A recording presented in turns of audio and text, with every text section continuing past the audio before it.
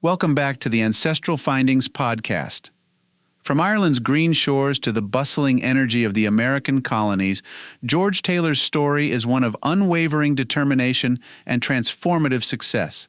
Beginning as an indentured servant and ultimately rising to prominence as an iron forger and political figure, Taylor epitomized the essence of a truly self-made man.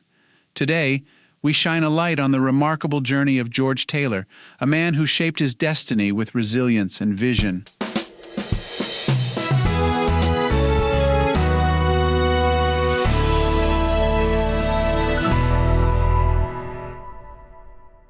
George Taylor was born in 1716 in Ireland and immigrated to America when he was 20 years old, settling in Philadelphia. Little is known about his early life before coming to the American colonies. Early 19th century biographies of the men who signed the Declaration of Independence state that he was the son of a Protestant clergyman.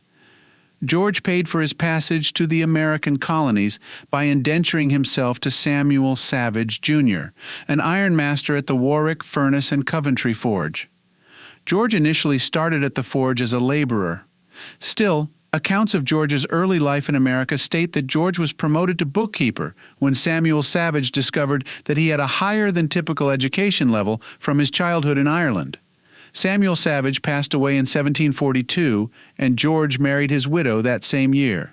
The widow, George's boss's widow, was named Anne Taylor Savage. Though her maiden name was Taylor, she does not appear to have any relation to George, at least not a close relation. George continued to manage the ironworks for the next decade until Anne's son with the late Samuel, named Samuel Savage III, and George's stepson, became of legal age. At that point, he took over the ownership and management of the ironworks under the terms of his late father's will. This ironworks was built in 1727 by some of Pennsylvania's wealthiest and most influential men. George and Anne lived at the ironworks until 1755, when George made a partnership to lease the Durham Furnace in Upper Bucks County, Pennsylvania. Shortly after becoming the ironmaster of this prestigious ironwork, George entered public life in Pennsylvania for the first time. George became Justice of the Peace in Bucks County from 1757 to 1763. After the lease on the Durham Ironworks expired, George and his family moved to Easton, which was the county seat of Northampton County. He purchased the Bachman's Tavern, later called the Easton House. The year after purchasing the tavern, he was commissioned to be a Justice of the Peace in Northampton County and was elected to the Pennsylvania Provincial Assembly. While serving on the Assembly, George bought 331 acres of land near Allentown at Beery's Port, which is now part of the borough of Catasauqua. George employed tradesmen from Philadelphia to build a two-story Georgian stone mansion for him there, overlooking the Lehigh River on a bluff. The house was completed in 1768, and Anne passed away shortly thereafter. George lived in the house until 1776, when he moved back to Durham. Today, the house is called the George Taylor House and is on the National Historic Landmark List. George's ironworks at Durham, which he released, was the first to supply cannon shots to the Continental Army during the American Revolution. In 1776, the Second Continental Congress voted on independence on July 2nd and adopted the Declaration of Independence on July 4th. 5 days before the July 2nd vote for independence, Pennsylvania forced 5 of its delegates, loyalists to the Crown, to resign from the Congress. George was one of the replacements appointed to Congress by the Assembly on July 20th, 1776. One of George's first tasks as a member of the Continental Congress was to sign the Declaration of Independence. Of all 56 of the signers, George was one of only 8 born outside of the colonies, the only one who had been an indentured servant, and the only one who was an ironmaster. The Assembly appointed a new Pennsylvania delegation to the Congress in February of 1777, and George was not among those reappointed. Instead, in March of 1777, he was appointed to Pennsylvania's Supreme Executive Council. George attended all of the meetings of the council, which was formed to govern Pennsylvania under its new constitution until April of 1777, when he became ill and was bedridden for more than a month. After George recovered, he retired and announced that he was ending his public career.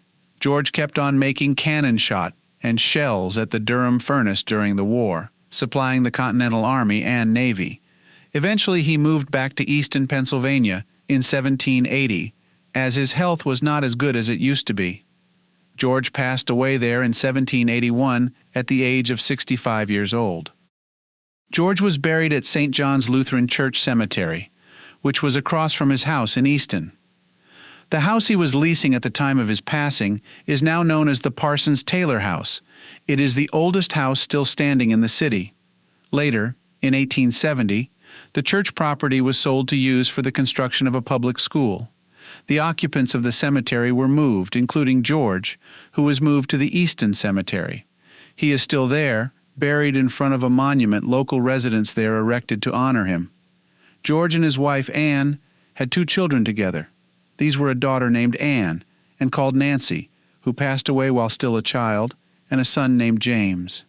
James became a lawyer, married Elizabeth Gordon, and had 5 children with her. In his will, George left £500 to his eldest grandchild, also named George, as well as £500 to his housekeeper, Naomi Smith, in consideration of her great care and attendance on me for a number of years. George also stipulated in his will that the rest of his estate was to be divided equally between his 5 grandchildren by his son James and the 5 children he fathered with Naomi Smith after his wife Anne passed away. These children were Sarah, Rebecca, Naomi, Elizabeth, and Edward. These bequests were never fulfilled due to financial difficulties on his estate.